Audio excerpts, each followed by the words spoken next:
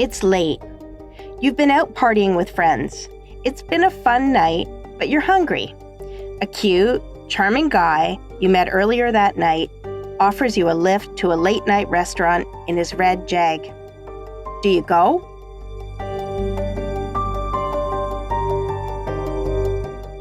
My name is Laura Palmer. For more than 25 years, I was a producer in a big city newsroom. Now, I live on an island, and I'm digging into stories I didn't have time to tell. This is Season 1 of Island Crime, the case of Lisa Marie Young. If you live in the coastal community of Nanaimo, you will likely have heard about the disappearance of Lisa Marie Young. Almost 18 years ago, she got into that red Jag and was never seen again. Her story has become a sort of urban legend. Strange and disturbing rumors are openly discussed and widely circulated. But Lisa Marie Young is not a myth. There is at least some truth to the stories told. My goal is to sort out fact from fantasy. First, though, I want to thank everyone who spoke with me, both on and off the record. Those conversations were hard, unbelievably so in some cases. To those of you who love Lisa, a warning. Some of what you'll hear will be painful. I hope I've done Lisa's story justice. I'm beginning with an episode focused on Lisa Marie herself.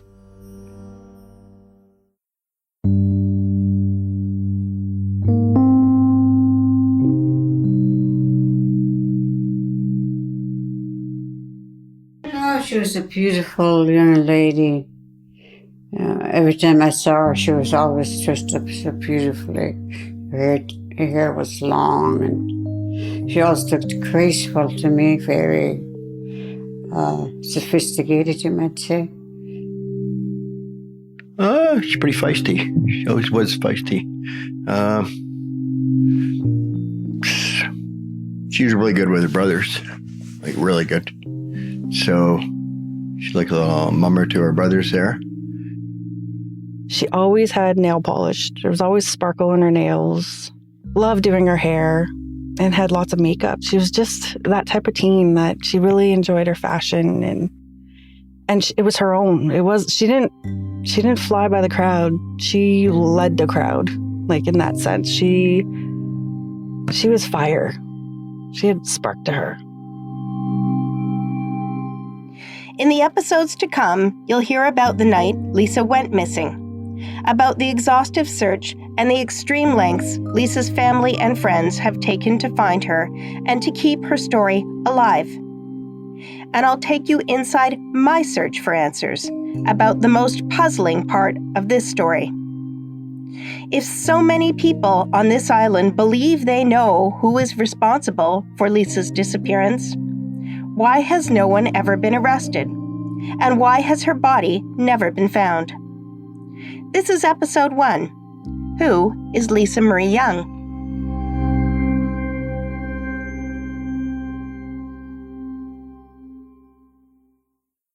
If you're listening from outside of Canada, let me set the scene for you. Vancouver Island is the largest Pacific island anywhere east of New Zealand. This island isn't tropical, but we have the mildest climate in Canada. It's a place many people would love to call home, but the population remains quite small. The tourism types describe the tranquility, the pristine coastlines, the snow-capped mountain peaks, and the emerald forests. They use words like magical and magnificent, and that is all true. And there is another side to this island, a moody, misty, even mysterious dark side as well.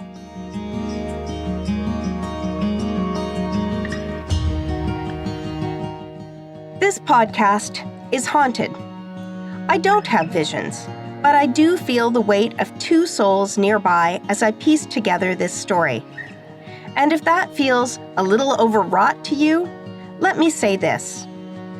Before I began working on this podcast, I was the kind of journalist who seldom got attached to my stories. I worked in daily news, which suited my ADD nicely. But this story, Lisa's story, is different. And so, there are two spirits who wake me up in the morning and drift through my mind as I go to sleep. One is Lisa Marie Young, the 21-year-old woman who vanished after getting into that red Jag almost 18 years ago. No one I've spoken with believes she is still alive. The other is her mom, Joanne. Joanne passed away recently without knowing what happened to her daughter. This story is for them.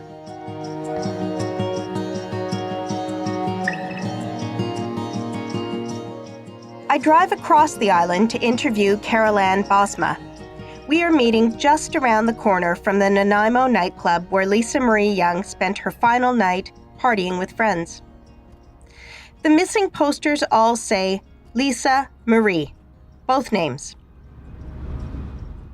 But to Carol Ann, and to most of her friends and family, it's simply Lisa. Carol Ann is Lisa's foster sister. It's a distinction she doesn't like to make. In her mind, Lisa is her sister, full stop. And Carol Ann is not at all eager to talk to me. Even after all these years, Lisa's disappearance is still raw for her. And so it has taken some time for me to convince Carol Ann to sit down with me. It's not that she doesn't have anything to say, and it's not that she doesn't care. But for Carol Ann, talking about Lisa is painful. I can see the reluctance on her face as I approach her on this chilly fall day. Carol Ann arrives with her two young twins, a boy and a girl. The little girl, I learn, is named for Lisa. A friend agrees to watch the children at the nearby library. Back in my newsroom days, this interview would have been conducted in an expensive studio designed for great sound. But now that I'm on my own, I record conversations in my ancient Honda hatchback. It's small and relatively soundproof. Carol Ann tucks herself into the passenger seat and tries to make herself comfortable. But she doesn't take off her winter jacket. It's like she's hoping she won't be stuck in here for long with me. Her hair is pulled back into a tight ponytail. It's still wet.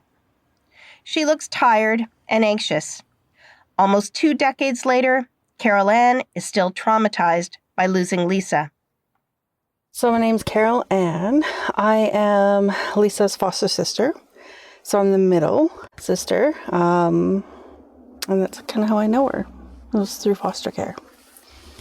Can you tell me a little bit about that? Because that's a part of Lisa's life I don't really know much about at all. I think I was around 17 when I met her and my youngest foster sister. We were living in a foster home, like in Nanaimo. Yeah, I moved in and she was there. She was the oldest. We're actually 3 months apart, exactly. It's weird because I don't think of her as foster sister. We definitely became like family. So it's hard. Like foster sister is just, it's almost like a sister from another family sort of deal. The way we kind of looked at it, the way we kind of grew together, it was just a different version of family, I guess. Right. So you two met when you were around 17. Did you spend the rest of your time in foster care together? Yeah. She stayed until she aged out, and then I stayed until I aged out, and then my foster parents actually kept me for a little bit longer. What was life like in that foster home? Just paint me a bit of a picture if you can. Living with Lisa, you mean? I don't know. It was like family. She was like the older sister and I was the middle one. So I definitely was probably more of a prankster. Can you just, as much as you can, tell me about her? A little bit more description? She loved girl clothes and she had a very specific kind of taste that was her own. Like she worked at McDonald's and she loved to shop, but she never went to like your main clothing store. She really, kind of supported the local kind of smaller shops. She really enjoyed that, like, finding really specific kind of clothes and wearing them and putting them together, and lots of shoes, lots of boots, necklaces. She had a lot of necklaces, loved rings. I know one of the other people I talked to talked about her feeling like her being one of the cool girls and seeming quite confident. She was very confident. Yeah, probably too much so sometimes.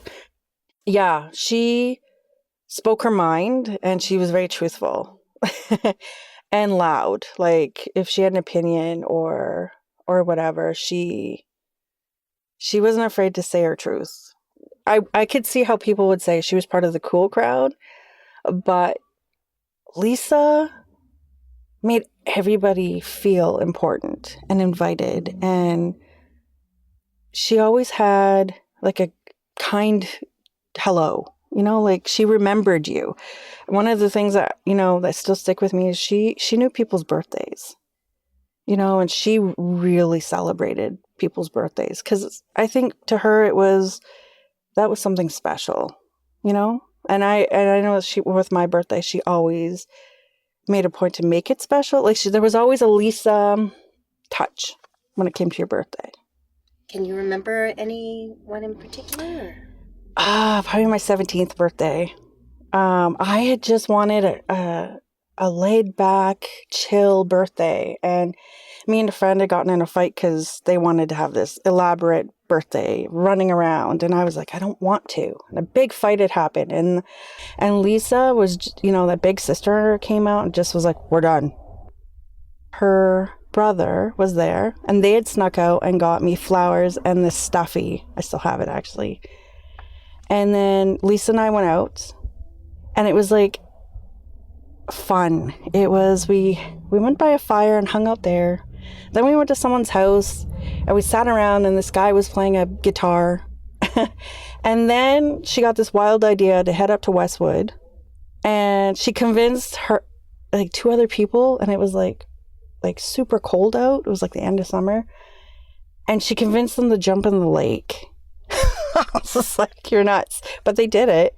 It was just one of those nights where you didn't know what was happening or what was coming, but it was a night to remember. You just mentioned her brothers. Mm-hmm. Was she close to them? Yeah, she loved them a lot. She loved them. Like,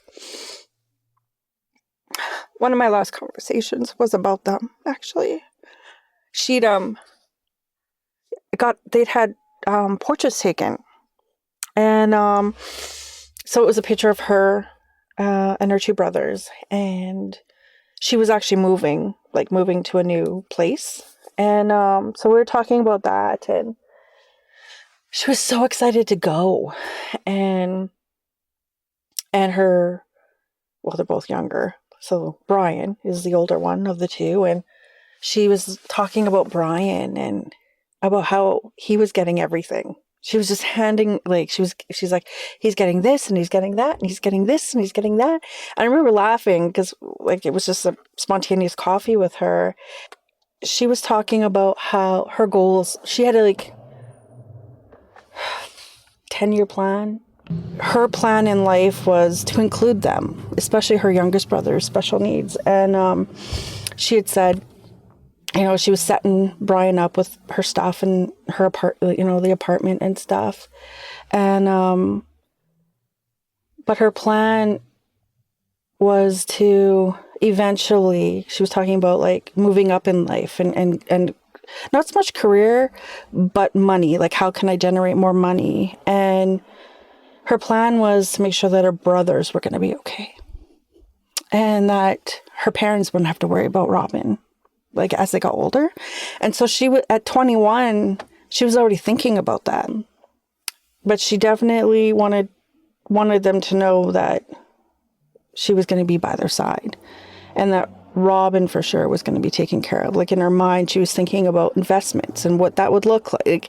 She was probably a good 10 years ahead of her time. After a while, Carol Ann relaxes as she shares memory after memory of Lisa. Pranks, concerts, dreams shared. And bit by bit, Carol Ann is transforming Lisa. Lisa, the urban legend, into Lisa, the flesh and blood, hard-working kid.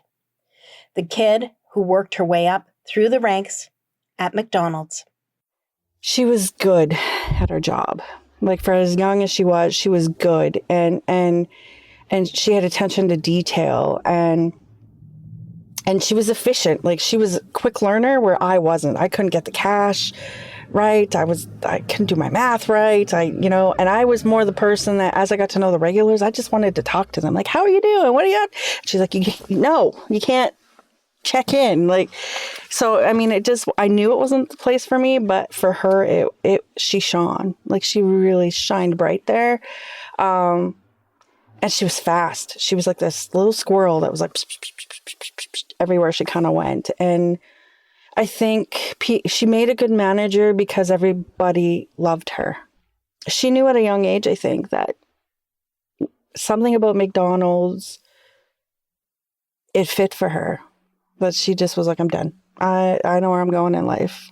It just kind of suited her. She was not, or was she working there towards the end of her life? I heard she was getting a new new job, or she was moving on to a new job. Yeah. She moved on from McDonald's, and then she was in the bar scene. Like, she was waitressing from what I can remember. And then she ended up snapping her ankle is what happened. I used to get mad at her for these heels. Like, she could walk on these heels, and I always would get mad at her, be like, you can't go dancing and drinking in those heels. You're going to step off a curb and break yourself. I'm going to be so mad at you. And she did. And so she was actually going to a call center. So that was going to be a whole new kind of adventure for her, because she'd never kind of done that sort of stuff. She was go, really fast-paced environments. And in speaking to her when she was telling me about this new job, it definitely was going to bring forth, I think, different skills in her that she was going to use later on in life. Her hurting her ankle, was that around that time? Or? Mm-hmm. Okay. Yeah. Did she break it? She in a cast? Can't really recall, actually. The day after I meet with Carol Ann, I get a text from her. She's been in touch with Lisa Marie's other foster sister, Becky. They have come up with a list of small things they remember about Lisa they want to share. Lisa loved her pizza with tomato and green peppers. She rarely ate stuff like that because Beck says she was a health nut. She ran to keep fit. She loved it. She totally would have loved Fitbit. Becky says Lisa's all-time favorite band was Smashing Pumpkins, and she loved the song Tonight, Tonight. She loves Skittles, but not the yellow ones, and would throw them out. She worked at McDonald's, but was a vegetarian. She put lots of pepper in ketchup for her fries. When they were sick together, they would watch City of Angels and eat tomato soup and grilled cheese sandwiches. Becky and Lisa used to love playing pool together. She wore Tommy Hilfiger perfume. Lisa and Becky went to a Silverchair concert, and Nickelback opened for them. She knew a lot of people in the music and acting industry. Her favorite color was lime green. She lived vibrant.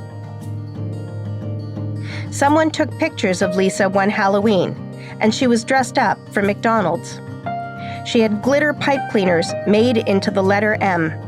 She had huge eyelashes. She looked so pretty. These are small details. They don't explain what happened the night Lisa disappeared. They will likely not be helpful to the police in solving her case. But they are huge for me in edging closer to understanding who Lisa was in life, and maybe, just maybe, understanding why Lisa is gone.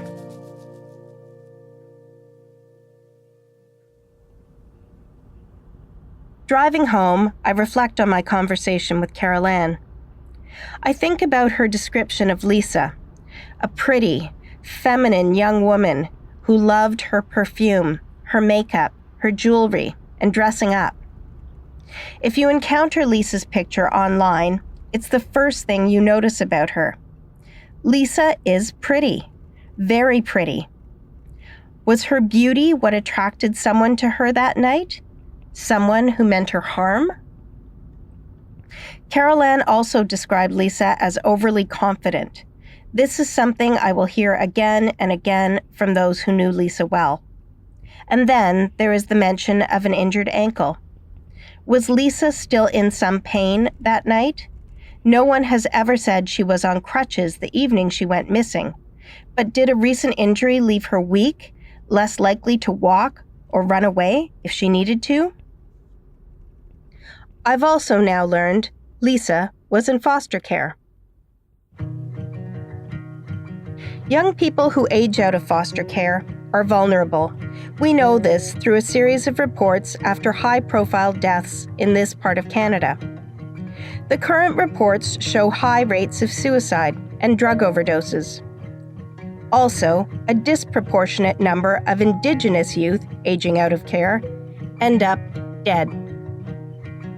And the reasons for that are deeply rooted in Canada's painful history with Indigenous people. As I learn more about Lisa's story, themes of intergenerational trauma emerge. The Lisa Carol Ann knew in foster care is a city girl, and she is also Indigenous. Lisa's mother and grandparents attended residential school. I wonder to what extent the trauma and stress of those experiences was passed on through the generations. But I'm not clear on why Lisa was in foster care. Not really. Carol Ann doesn't want to say much about what she knows. I think she's worried about causing harm to Lisa's memory or to Lisa's family. She talks about how people assume if you are in foster care, then you are either a bad kid or you're from a bad family. But life can be more complicated than that. People are more complicated than that. But one thing I do know, Lisa was beloved by her family.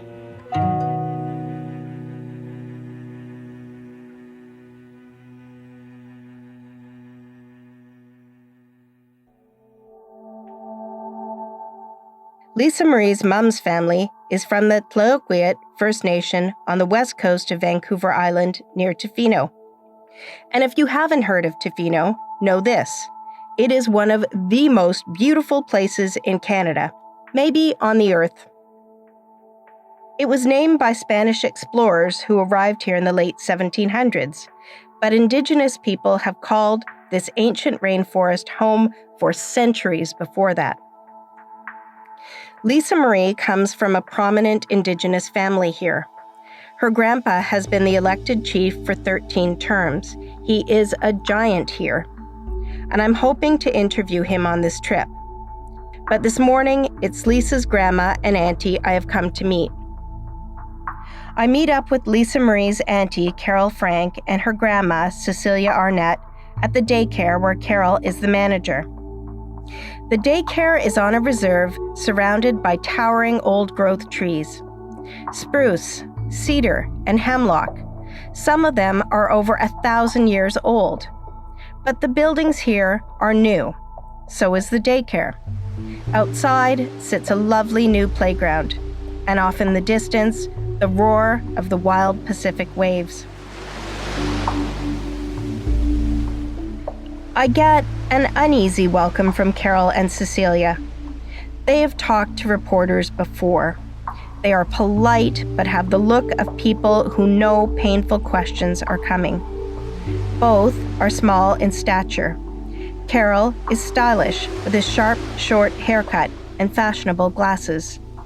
Cecilia is in her 80s, but has the spark and energy of a younger woman. I tell her I can't believe she's in her 80s, and I'm not just blowing smoke. And it's such a gorgeous, shiny morning, I'm reluctant to break the spell by beginning the interview I've come here for.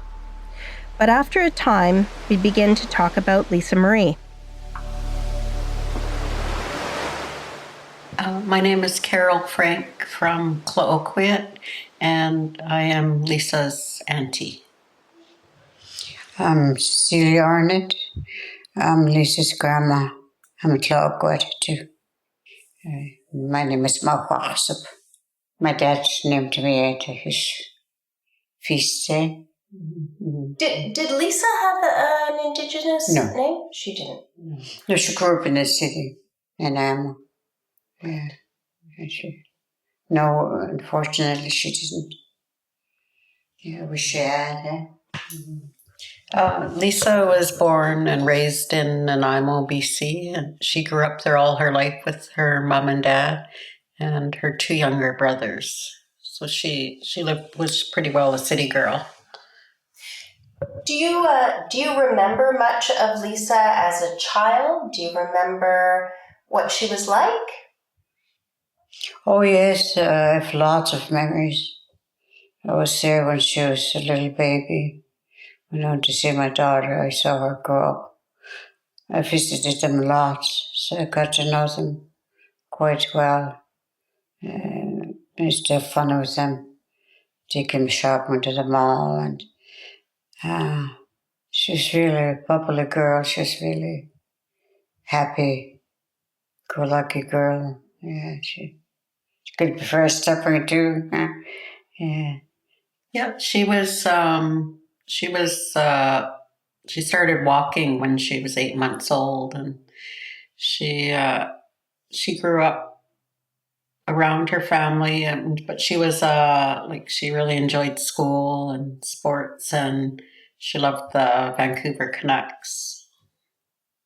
Are there any specific memories or stories of her from those early days that stand out for you? The one that stands out for me was when my dad, Lisa's grandpa, brought Lisa to a Canucks game in Vancouver. So that really inspired Lisa. She wanted to be a sports announcer when she got older. Because this medium is, people can't see pictures, they really rely on us as storytellers to describe things for them. Mm-hmm. Could you describe Lisa as a child or as a young girl, like what she looked like? Just give us a little bit of a picture of her. She was a petite girl, very pretty. She was half First Nations and half Caucasian. So she was a really, really pretty girl and had a lot of friends. And she always dressed really nice. She was very fashionable. Yeah, she looked after herself very well and very cheerful. I used to go take her shopping with me and go to lunches and we used to have fun together and it was good memories. Yeah. She never demanded anything. She just said, if I got her something, she'd say, thank you, Grandma. Yeah. Those are my memories. Yeah.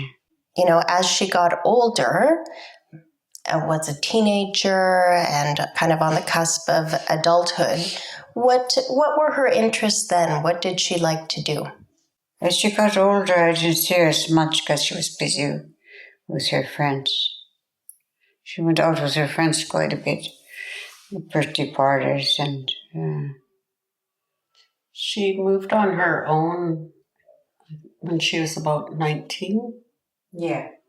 And so she moved into her own apartment, but she lived right next door to her parents' house. So it was, my sister described it as a revolving door, like she'd always be in and out of there, like going to have dinner with them or breakfast with them, and just let them know what she was up to. Like if she was going out with friends, she'd check in with her parents and just to let them know that she was okay and she was gonna be with friends. Yeah. Oh, the last time I saw her, before she went missing, I asked her, do you really know your mom's side of the family? I said, you have to get to know them because they all love you. She said, I know them, Grandma, and I don't see them. And my dad, her great-grandpa, loved Lisa. So I told her, Grandpa's always asking great-grandpa. He wants to have a picture taken with you before he dies. So she said, okay, let's make a date, Grandma. Next time you're in town, we'll go pick up great-grandpa and I'll have my picture taken with him. She said, okay.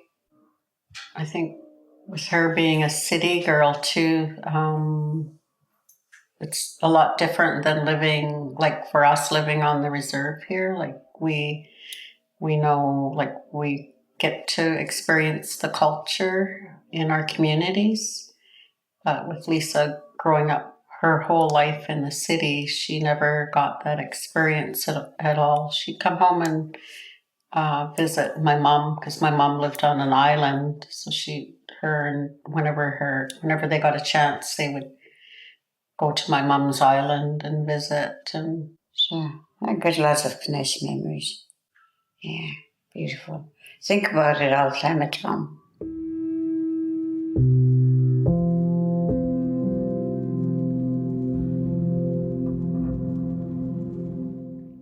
One of the first things I hear from Carol and Cecilia is that reminder that Lisa Marie had a foot in two worlds. Lisa Marie's mother is Indigenous. She came from this place. But Lisa's father, Don, is not. Lisa Marie did not grow up with her Indigenous family and culture. She is a city girl. That city, Nanaimo, is only about a 2-hour drive from the Tloquet Reserve, but it might as well be a different planet. I spend more time talking with Carol and Cecilia. They were right to be cautious about my coming. Before I leave, my questions bring them to tears. Over the years, I've learned something about reporting on tragic, painful experiences. These days, it's called trauma-informed journalism. I try to handle these interviews with care. I hope that my intrusive questions have been as sensitively approached as possible. Lisa's family want to talk about Lisa. They've invited me here. But as I drive away, I still feel guilt for hurting them. I've brought my family here with me on this journey. We spend a relaxing evening on the beach. There is a campfire, there are s'mores, my dog plays in the waves. As I watch other young families at the beach, I think of Carol Ann and her kids. Lisa would have been at an age now where she might have had a family of her own. This beach belongs to her people. She should be here.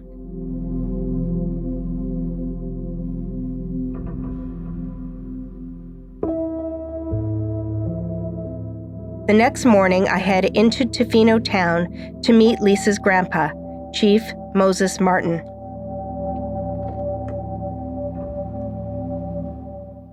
Today, this coastal community is a thriving tourist hub. But it was once ground zero for an environmental battle that drew activists from up and down the coast and across the country. Moses was a leader in the so-called War in the Woods here in the 1980s. He stood alongside other Indigenous people and environmentalists and beat back a logging giant to protect the old-growth forest. But I'm not here to talk to Moses about his involvement in that monumental achievement. I'm here to talk about his granddaughter, Lisa Marie. Hello. Hi. I am on the hunt for Moses. Oh. I'm meeting Moses in the back of a waterfront building where he works as a guide. His wife, Carla, is at the front desk talking to clients. The small office space in the back is warm and comfortable. Moses is sitting with a beautiful handmade drum on his lap.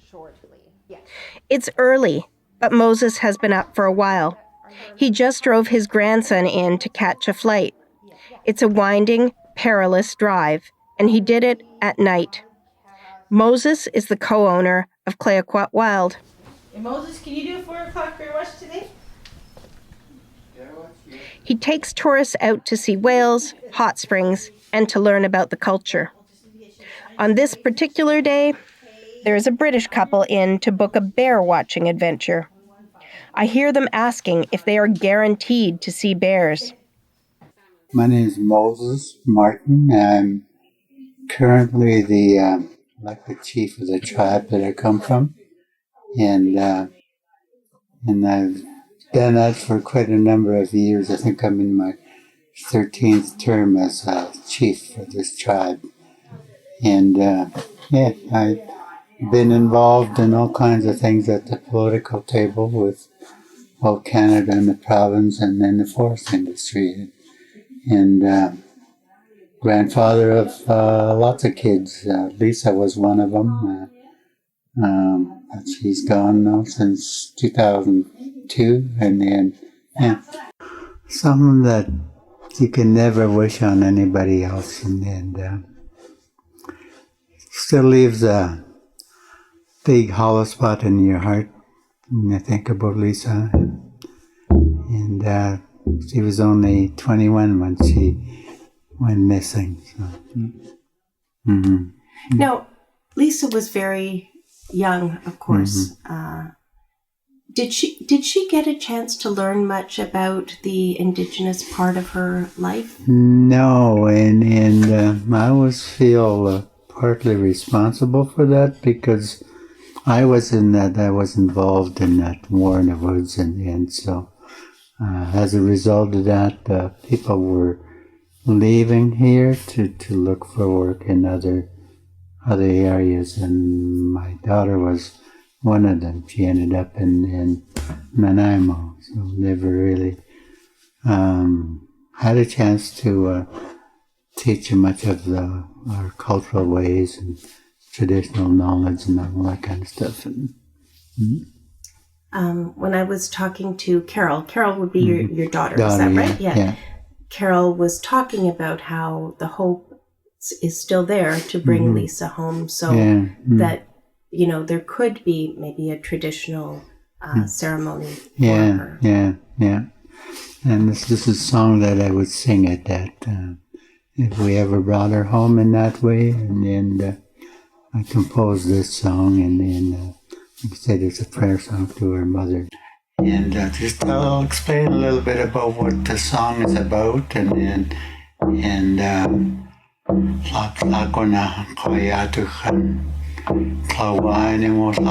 we humbly ask our mother to be close to us today, and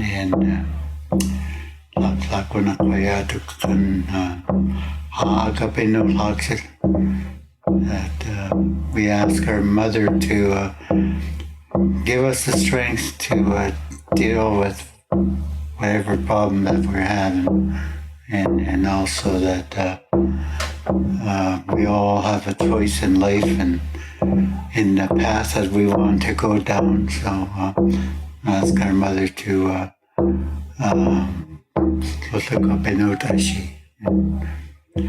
and I ended with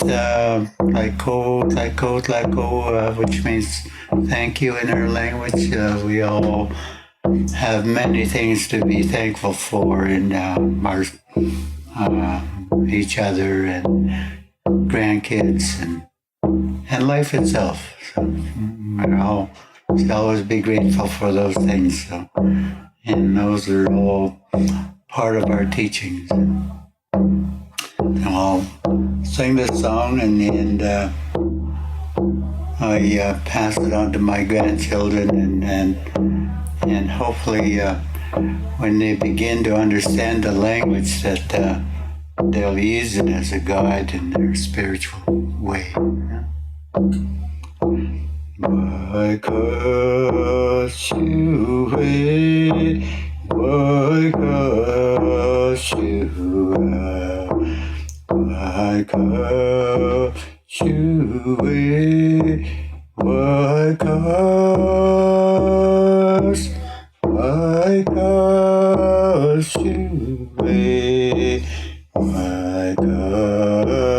You why cause also be a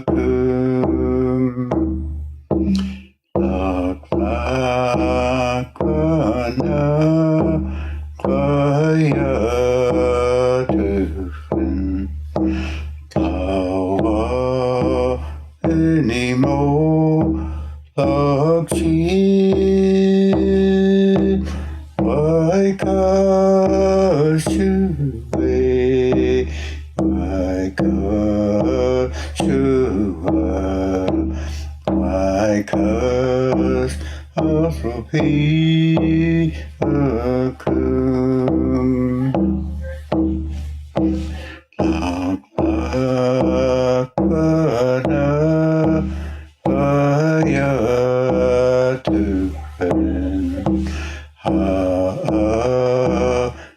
a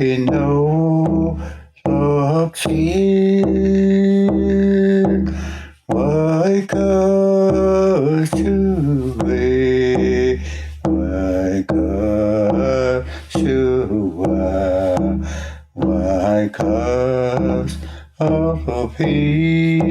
also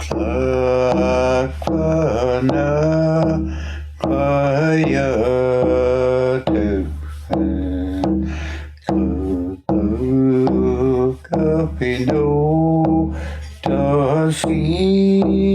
a why cause you wait, why cause you why cause also be a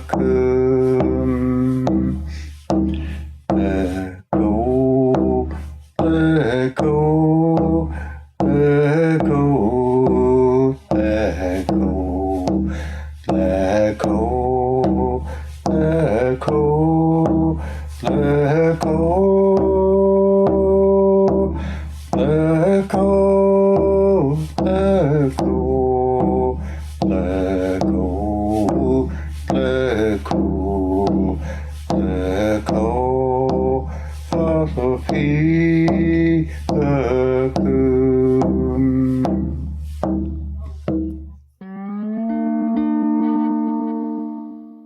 Both Moses and Lisa Marie's grandmother, Cecilia, attended residential schools. So did Lisa's mum.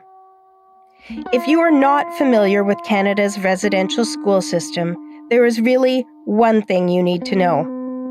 The goal was simply to kill the Indian in the child.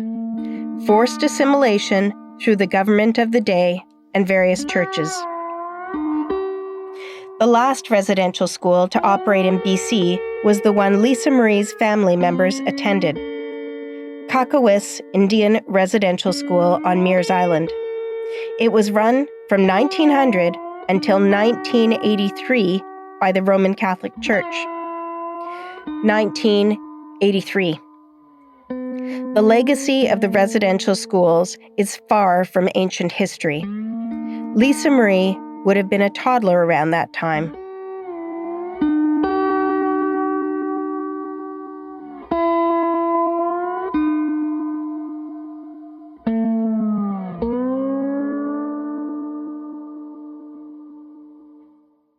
Lisa's story? It is a classic cold case true crime tale. Beautiful young woman goes missing under mysterious circumstances. And it is also a much deeper story with an historic backdrop of residential schools and intergenerational trauma. In getting to know Lisa's friends and family for this podcast, I now follow them on social media. Just shortly after my interview with Moses, a picture is posted of Moses cradling a new baby, a great-grandchild. It's a stunningly beautiful image. Moses looks down lovingly at a baby girl dressed in red velvet for Christmas. The caption says something about how loved the new grandchild is. And I think about Moses and that hole in his heart he described in talking about Lisa. How he carries a faded, cracked picture of Lisa in his wallet. How he will never replace it because it is the last one she gave him. And how he longs to play his beautiful song for Lisa Marie when she finally returns home. Coming up in episode 2, Lisa's father, Don Young, on the night his daughter vanished. Lisa was going out with her friends for somebody's birthday, and she came over, and I was watching a hockey game or something. Her and I were really close, so she hung out for a while, and we had a beer, and she said, okay, I'm going out with my friends, and that was about it. At what point in that morning did it occur to you that something was wrong? Well, we tried phoning her phone a bunch of times. It wasn't unusual for her to sleep in if they did a night of partying, right? You know, at that age. So, 10, 11 o'clock, we didn't worry about it too much. And Joanne and I went and got some takeout for breakfast. And we went and sat down at Departure Bay Beach, where we like to go sometimes, and just checked out the scenery, and we still couldn't get her, and then we started getting worried. I'm Laura Palmer, and this is Island Crime.